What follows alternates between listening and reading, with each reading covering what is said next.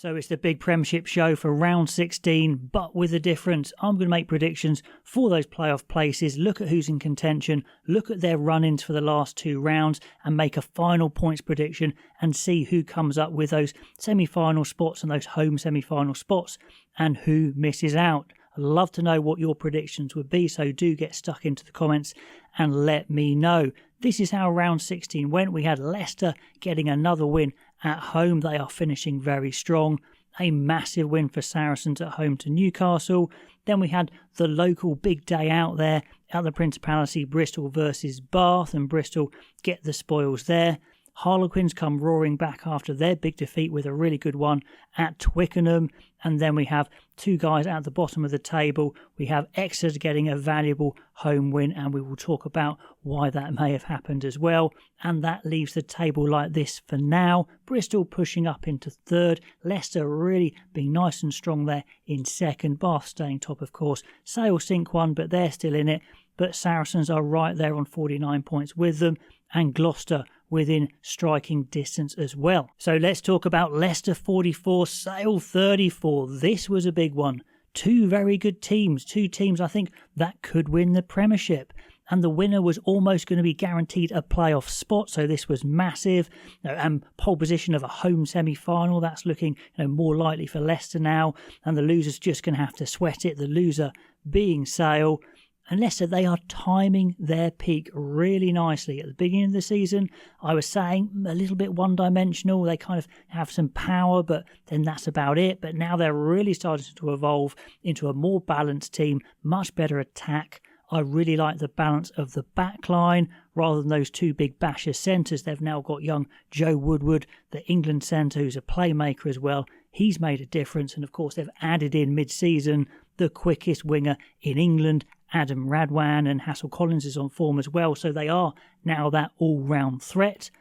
But Sale were close, they started well, they mauled over. George Ford was running the show once again in attack, as he does. He shows and goes for a second round in a row. His defence might not be the best, but goodness me, this guy can drive a team forward, and he is Sale's team. But then that impressive second half for Leicester got a well-deserved win, and that big statement, they are playoff ready. And Sale, what do they need to do? Well, they've got to try and shackle Bristol Bears in the next round, and the Bears are in the playoff mix as well, so that's going to be absolutely massive. Kind of too close to call really, but I am going to call it. Then struggling Exeter is a nice finish at the end of the season. It's away, but still better than another team, really. So let's hedge our bets and say 6 points total from those last two rounds. That would take them to a final point score of 55. With Leicester, they are Bath away next, and it's going to be very interesting to see what type of team Bath put out, because they've actually got a 6-day turnaround to their European final. But they rested all their players this round, so not quite sure what they're going to do. But 6-day turnaround, I think I've got that right, to the European final. So do they start their best players? Do they have them on the bench? What do they do? I would say it's winnable for Leicester.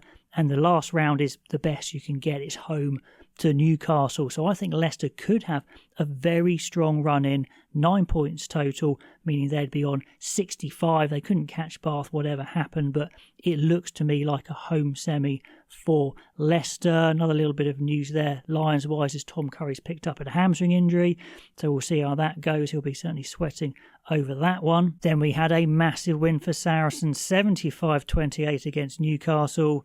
Last round, it was Exeter's turn to be embarrassed with a thrashing, and the coaches actually heads rolled for that one. Now, that's not going to happen with Newcastle because the squad's a bit weaker, and changing the coaches at this stage isn't going to help anything, but still, it was pretty embarrassing. Some of the tackles weren't great. The way Ben Earl skittled through Max Clark, who'd been signed to be a physical centre, that was pretty poor, and it really was just a bit too easy for Saracens, who looked very good, but Newcastle weren't up to a huge amount, so bonus point win for them.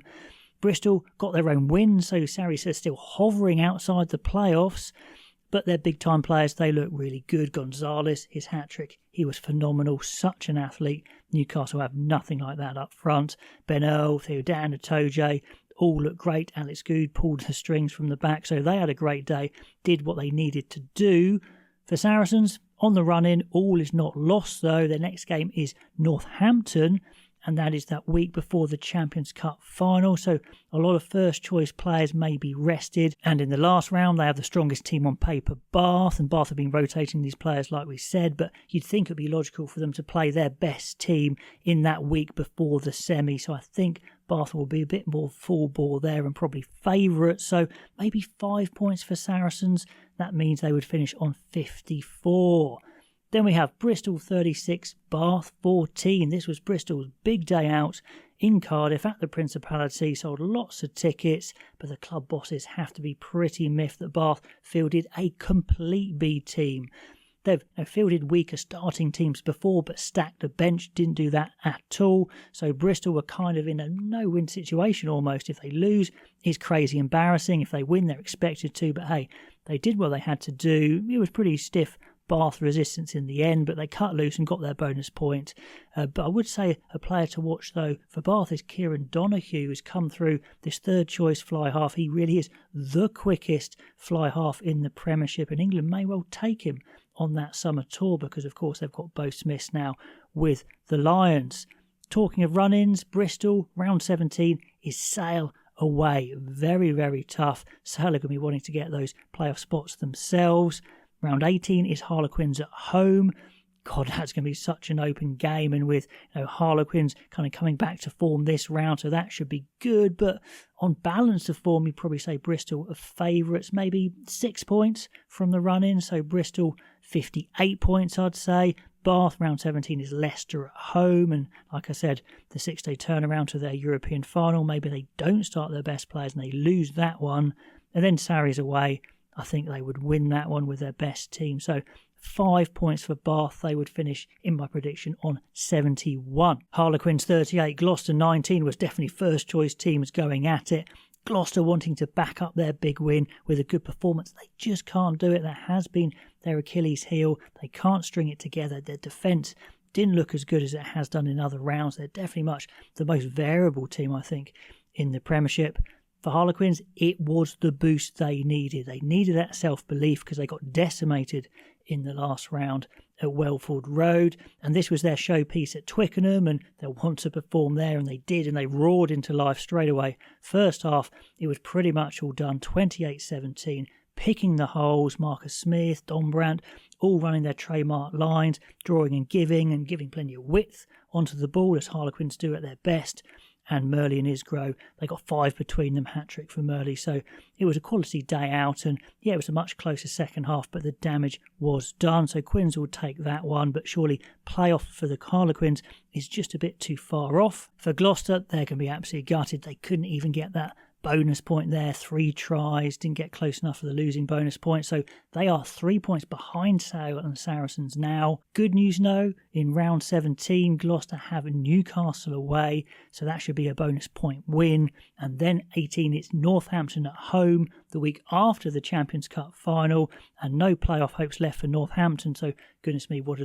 Do they play their best team? But surely they would rest those Lions boys and not risk them getting injured just before the end of the year. So Mitchell, Smith, Freeman, Pollock probably won't play. So I think maybe that is good for Gloucester and they pick up a win there. So maybe 9 points for Gloucester, a strong run in, meaning they're on 55 points. The last game doesn't involve the playoff teams, but it was Exeter 42, Northampton 14.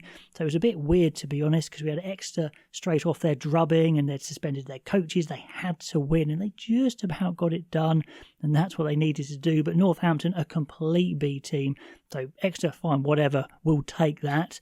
They're going to have to now show they've come back into form. They've kind of turned the corner, if you like, in the last 2 rounds against stronger opposition that are at full strength. But really, that's what Exeter needed, at least, in Northampton kind of obliged by fielding their B team. So, yeah, no playoff chances for them. So they're not really into this final prediction. So if things go as I said they did, this is how it would stand going into the semis. Bath winning the Premiership regular season on 71 points and Leicester 65.